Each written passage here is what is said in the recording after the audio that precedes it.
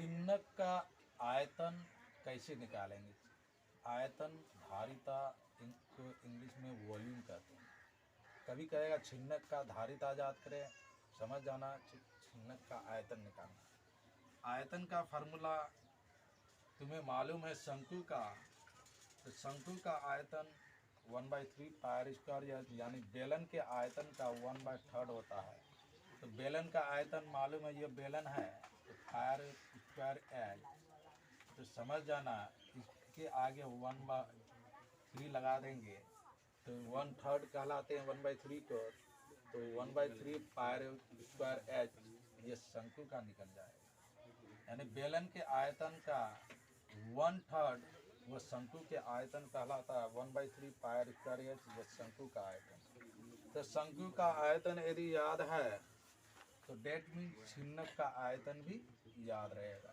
यानी छिन्नक का धारिता यानी आयतन बराबर 1/3 पाई आर स्क्वायर, तो capital R square small R square, और इस आर को गुना कर देंगे आर इंटू एच, क्योंकि यहाँ एच है तो यहाँ एच लगाएंगे। उसके बाद शंकु का वक्रपीस एरिया यदि याद है तो छिन्नक का वक्रपीस एरिया भी याद रहेगा। दोनों में कोई फर्क नहीं, थोड़ा सा फर्क है। ये पाई आर यल होता है तो छिन्नक का वक्रपीस एरिया भी पाई आर, इसमें दो आर है, कैपिटल आर स्मॉल आर, क्योंकि दो वृत्त है, एक बड़ा वृत्त है एक छोटा वृत्त, तो पाई आर प्लस आर एल यानी पाई आर यल। इसको यदि पाई आर यल याद रखते हैं तो छिन्नक का वक्रपीस एरिया भी एक तरह का पाई आर यल ही है।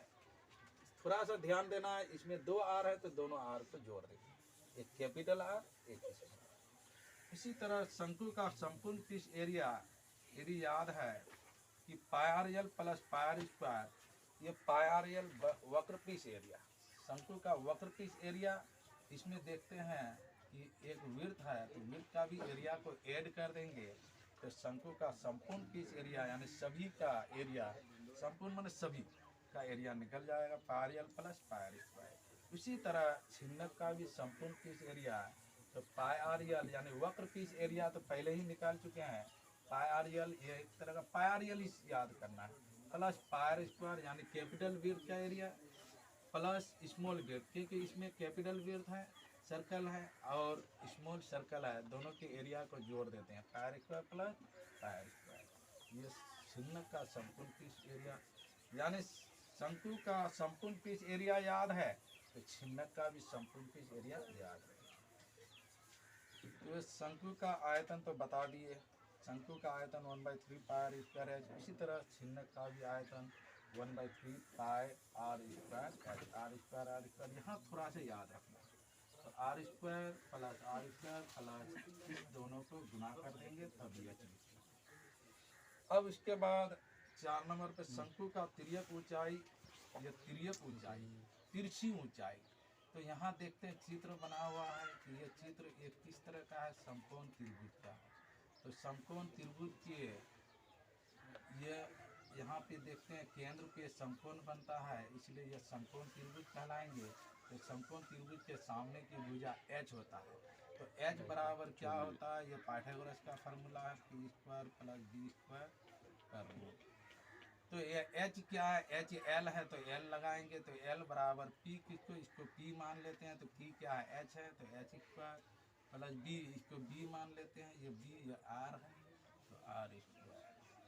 तो ये तिर्यक ऊंचाई निकल जाती है एल बराबर H square plus R square, तो एल बराबर H square plus R square. यानी पाइथागोरस फार्मूला याद है तो तिरछी ऊंचाई भी शंकु का, जिसको तिर्यक ऊंचाई कहते हैं, वो निकल जाएगी, जिसे यल से इंडिकेट किया जाता है तिर्यक ऊंचाई को। इसी तरह तिर्यक ऊंचाई छिन्नक का भी एक तिर्यक ऊंचाई यानी तिरछी ऊंचाई है, तो छिन्नक का तिर्यक ऊंचाई को एल से डिनोट किया जाता है, तो एल बराबर यहाँ भी वही पाइथागोरस का फार्मूला जैसे यहाँ पे यूज किया, एच बराबर P square plus B square का रूट। इसी तरह एल बराबर पी स्क्वायर, डेट मीन्स ये पी है तो एच स्क्वायर प्लस एल बराबर यानी एच बराबर होता है P square plus B square. इसी तरह पी स्क्वायर यानी H square plus B square, B में देखते हैं दो आर है तो दोनों को घटा देंगे, तो आर माइनस आर पर स्क्वायर। यही हुआ ट्रिक शंकु का यदि सब याद है फार्मूला, तो छिन्नक का भी फार्मूला याद रहेगा। जितने भी फार्मूला इसमें भी 4 है, इसमें भी 4 है। तो सबसे पहले ये 9th क्लास में ये शंकु के बारे में पढ़ चुके हैं, 10th क्लास में भी रिवीजन हो गया। तो जब शंकु के बारे में याद है तो छिन्नक के बारे में वही सेम टू सेम चीज़।